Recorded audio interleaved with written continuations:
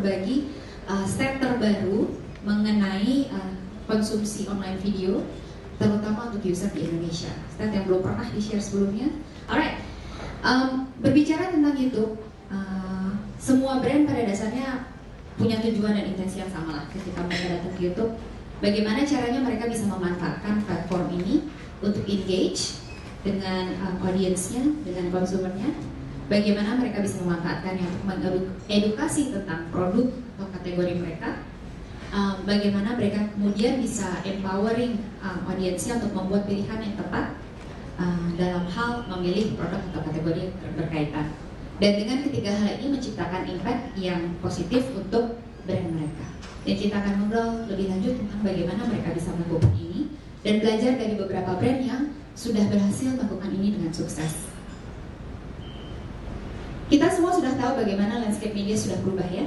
Saya pikir kita udah bahas ini beberapa kali di press event sebelumnya. Tapi pada dasarnya kita sudah melihat ada peralihan dari sisi bagaimana orang sudah memulai mengadopsi digital ke dalam kehidupan mereka. Bagaimana ketika orang menonton TV sudah tidak hanya menonton TV, mereka sambil sibuk dengan handphonenya. Tapi pertanyaan yang paling penting untuk banyak advertiser di luar sana adalah so what? Apa yang harus saya lakukan untuk menanggapi tren ini? Sekarang ini ada sekitar 90 juta orang Indonesia yang online, ini menurut data APJI. Growth-nya diperkirakan sekitar 17% dari tahun ke tahun. Artinya, by akhir tahun ini mudah-mudahan kita sudah sampai di lebih dari 100 juta orang Indonesia yang online. Dan mudah-mudahan dalam 3 tahun ke depan atau 4 tahun ke depan itu bahkan sampai 200 juta. Perkembangan ini semakin cepat dan semakin banyak orang yang online, both karena infrastruktur dan kerja baik dari pemerintah, juga dengan adopsi smartphone yang memudahkan orang untuk go online. Smartphone penetration sebagai driver dari online penetration ini memang sangat cepat ya. Sekarang 43% orang Indonesia sudah memiliki smartphone. Dan ini menjadi fenomena menarik karena Asia, terutama Indonesia, adalah tempat di mana orang mengakses internet untuk pertama kalinya melalui handphone atau smartphone mereka. Kepemilikan smartphone itu melebihi PC atau laptop hanya di Asia. Kalau kita lihat angka-angkanya untuk US, UK dan segala macam, PC itu masih menjadi media utama untuk mereka mengakses internet. Right? So what does this mean? What does this mean when a country becomes mobile first? What does it mean ketika user pertama kali mengakses internet melalui smartphone? Pertama-tama kita harus pahami apa saja yang mereka lakukan di smartphone mereka. Ada 3 hal, dan ini cukup obvious lah menurut saya. Yang pertama adalah social, karena kita semuanya kepo, ya nggak? Kepo kan, pengen tahu kan temennya lagi ngapain, habis makan siapa, makan apa. Yang kedua adalah search. Untuk segala macam hal kita pengen tahu macet di mana hari ini, mau makan apa hari ini. Yang ketiga yang kita akan bicarakan secara lebih detail adalah mengenai video dan bagaimana perubahan konsumsi video ini kemudian harus mengubah cara advertiser berbicara dengan audiensnya. Believe it or not, jumlah watch time atau jumlah video yang ditonton oleh audiens melalui smartphone melalui handphone sudah melebihi jumlah video yang ditonton lewat PC. Ya, ini menjadi stat penting yang pertama. Jadi orang sekarang prefer nonton video online itu lewat screen sekecil itu 4 inch sampai 7 inch dibandingkan layar laptop atau komputer yang mungkin 11 inch, 13 inch, 17 inch dan so on. Kenapa? Mungkin salah satu alasannya karena ini menjadi sesuatu yang personal, yang pribadi, yang tidak bisa diganggu buat orang lain karena rata-rata kan handphone pegangannya masing-masing. Dan kedua, itu bisa ditonton dimanapun dan kapanpun. Ini salah satu alasan kenapa mobile viewing of online video sangat cepat perkembangannya, jauh lebih besar daripada online video viewing di PC. Dan contrary to many beliefs, periode menonton online video itu sepanjang hari, konsisten tinggi sepanjang hari, kecuali mungkin dini hari ya, pada saat orang mungkin sebelum subuh, sholat subuh. Tetapi unlike TV di mana ada yang namanya prime time ya, kalau TV jam 7 sampai jam 9 itu lagi banyak-banyaknya orang nonton TV, rating paling tinggi. Tapi untuk online video, it happens all throughout the day. Ada beberapa peak, yaitu pada saat jam makan siang, kayak sekarang nih, ya udah pada mulai ngantuk, habis makan, gue nonton aja deh, diam-diam gitu, ada handphone di sini sambil ngerjain apa di laptop. Yang kedua adalah di malam hari, jadi setelah makan malam, waktunya istirahat, mereka kemudian mengkonsumsi online video. Right? Dan perbedaannya adalah ketika orang nonton online video, ya mereka fokus. Sebagian besar orang tidak melakukan apapun selain nonton online video. Jadi nggak sambil nonton TV, nggak sambil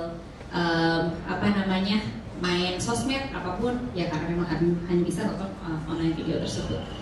Semua data ini ada di Consumer Barometer and it's accessible for everybody, www.consumerbarometer.com, dan jauh lebih banyak insight lagi sebenarnya bisa didapat.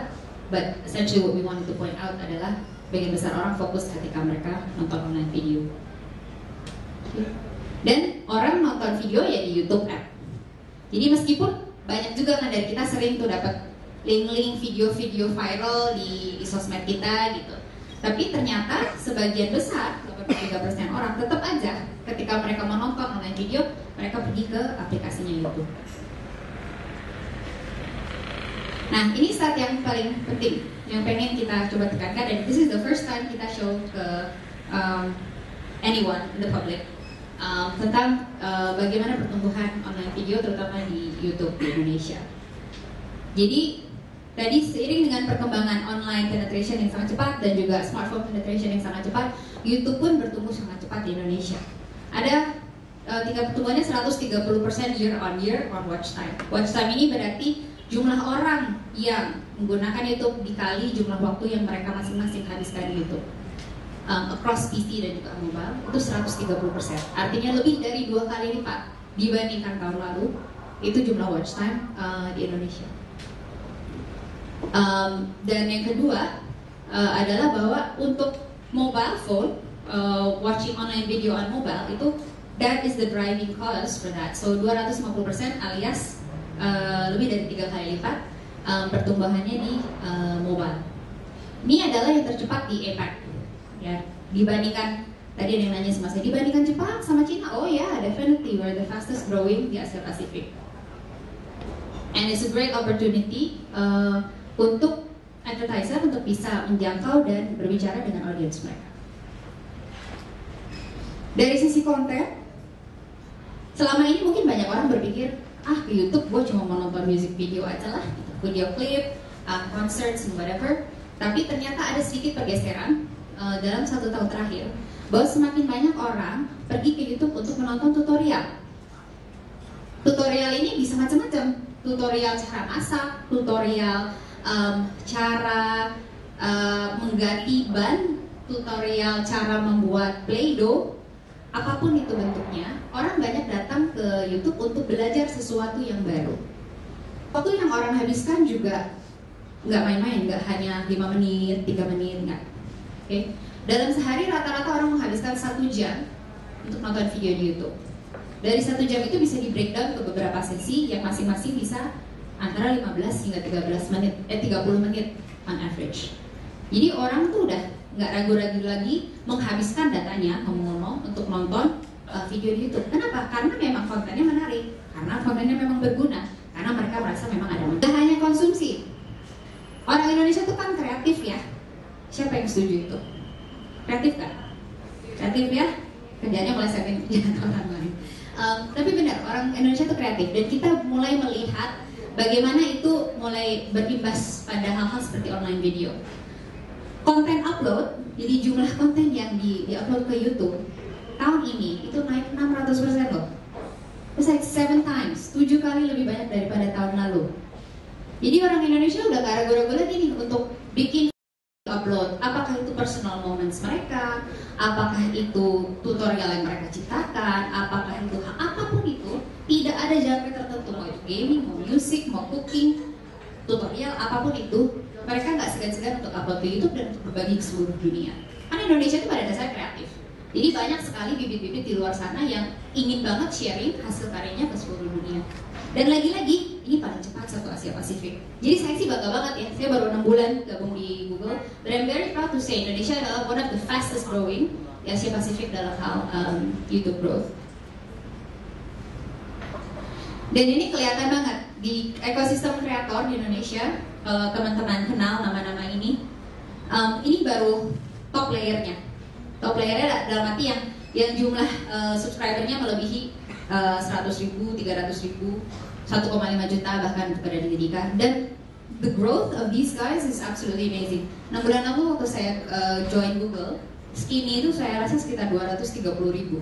That was 6 months ago. So they grew about 50% dalam waktu 6 bulan. Jadi mereka juga, they know what they're doing.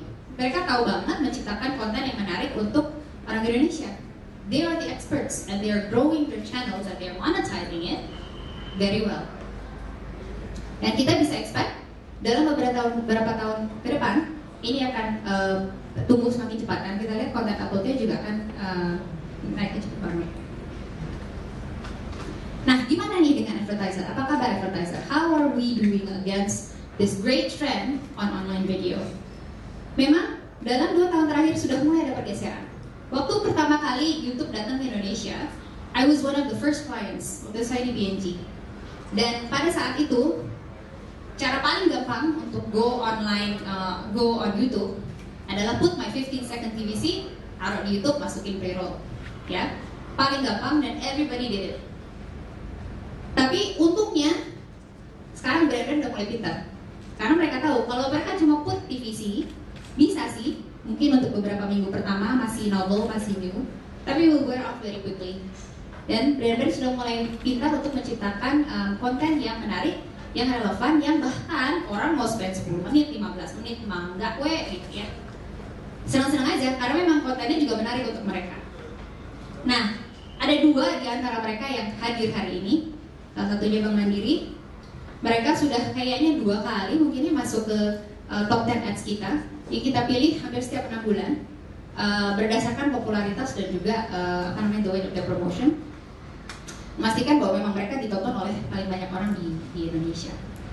Salah satunya Bank Mandiri. So they've graciously spent their time today untuk bercerita bagaimana perjalanan mereka. Dan Mbak Feby akan cerita bahwa it wasn't an easy journey. It wasn't an obvious journey. Tapi mereka sudah mulai melakukan pilihan-pilihan bagaimana menciptakan konten yang semakin relevan dengan audiensnya. Yang kedua adalah obviously live. Siapa yang nggak tahu kerjaan bagusnya live? Kalau nggak tahu berarti nggak tinggal di Jakarta, nggak tinggal di Indonesia, ya?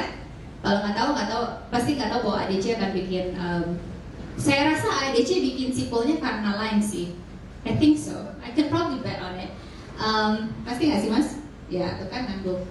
Jadi Mbak Galuh hari ini juga hadir untuk bercerita bagaimana perjalanannya lain dalam menciptakan konten yang sungguh inspiring, sungguh relevan, dan tapping into such a deep insight tentang nostalgia, tentang berbagai value yang penting untuk orang Indonesia. Bagaimana menciptakan konten yang relevan untuk brand mereka, untuk audience mereka. Yang pertama, kembangkan format tampilan yang mudah untuk di-share alias viral, which is like the biggest $1 million question ever untuk every advertiser. Gimana sih caranya bikin video viral? Ada 3 cara trik cepat lah bisa dibilang. Bagaimana cara membuat sebuah video viral?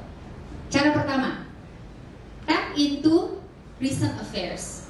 Bagaimana kita bisa tap in ke hal-hal yang lagi topik-topik yang lagi populer didiskusikan. The second way adalah mengenai gimana mereka tap in ke value. Tips yang ketiga adalah bagaimana membuat video yang bisa connect secara emosional.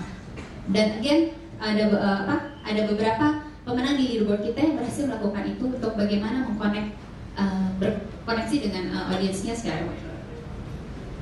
Cara kedua, kalau tidak punya ide-ide berkaitan dengan itu, cara paling gampang adalah kolaborasi. Tadi kita ada show beberapa kreator yang lagi booming di Indonesia. Kolaborasilah dengan mereka. Ketiga, berinteraksilah dengan audiensnya. Jadi libatkan mereka dalam prosesnya. Mintalah feedback. Bahkan mungkin to a certain extent, untuk yang poin yang terakhir, bagaimana mereka bisa membuat kontennya untuk Anda. User generated content. Di Indonesia belum terlalu banyak yang berhasil melakukan ini dengan baik.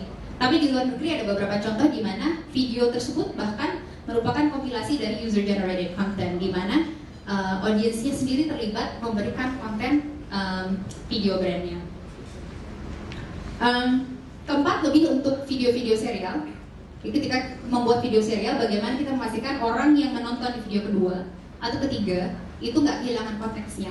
Jadi memastikan orang mengerti the whole picture, the whole story. Unlike sinetron yang kita harus nonton seluruh sinetronnya untuk ngerti ceritanya, untuk online video it's always important to remind them of what the context was from the first video. Dan salah satu caranya adalah dengan mengembangkan suara, format, dan jadwal yang konsisten. Karena dengan konsistensi itu orang jadi punya ekspektasi, they can expect certain things, dan karena itu kan bisa lebih loyal dan bisa melink konten tersebut dengan brandnya dengan lebih baik.